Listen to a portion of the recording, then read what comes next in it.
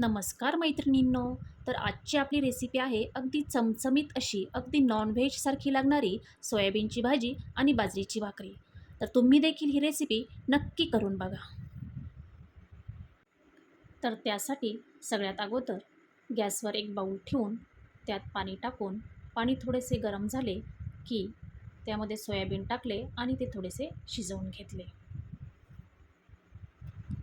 पाण्याला चांगली उकळी आली आणि सोयाबीन चांगल्या प्रकारे शिजले की गॅस बंद करूया.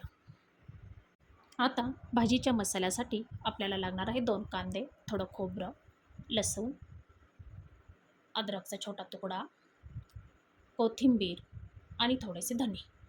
आता एक लोखंडी तवा घेऊन त्यावर थोडं तेल टाकून आपण ही सर्व मसाले भाजून घेऊया.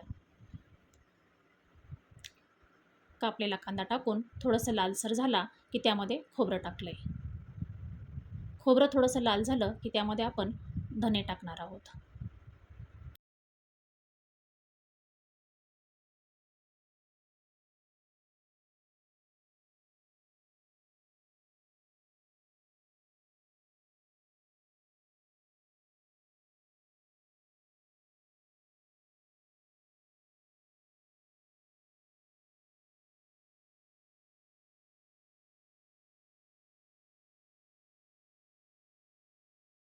धने थोडे भाजले की हा मसाला बाजूला काढून घ्या. आता मिक्सरचं भांडं घेऊन त्याच्यामध्ये कोथिंबीर, अद्रक, लसूण बारीक करून घेऊया.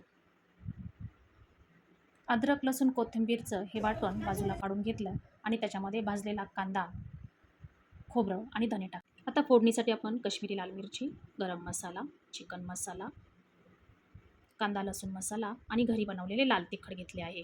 आता गॅसवर कढई ठेवून त्यामध्ये तेल टाकून त्यामध्ये कोथिंबीरचं वाटण टाकून घेतलं आहे. ते थोडंसं परतून त्यामध्ये काढलेले आपण सर्व मसाले टाकले आहेत. ते परतून झाले की कांदा खोबऱ्याचं वाटण टाकायचं आहे आणि थोडंसं पाणी टाकून परतून घ्यायचं आहे.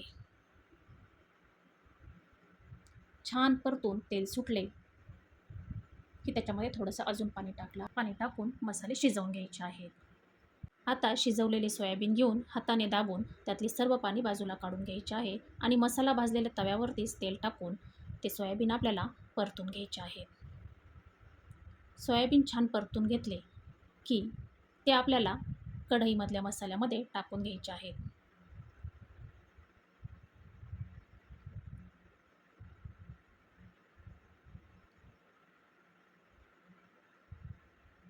मस्त मिक्स करून घ्यायचं आहे आणि नंतर त्याच्यामध्ये आपल्याला गरम पाणी टाकायचं आहे. गरम पाणी टाकल्यामुळे तर्री छान येते. आता या भाजीत चवीनुसार मीठ टाकून घ्या. भाजी चांगली उकळली की गॅस बंद करा.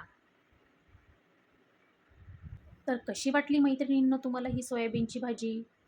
रेसिपी आवडली असेल तर नक्की ट्राय करा.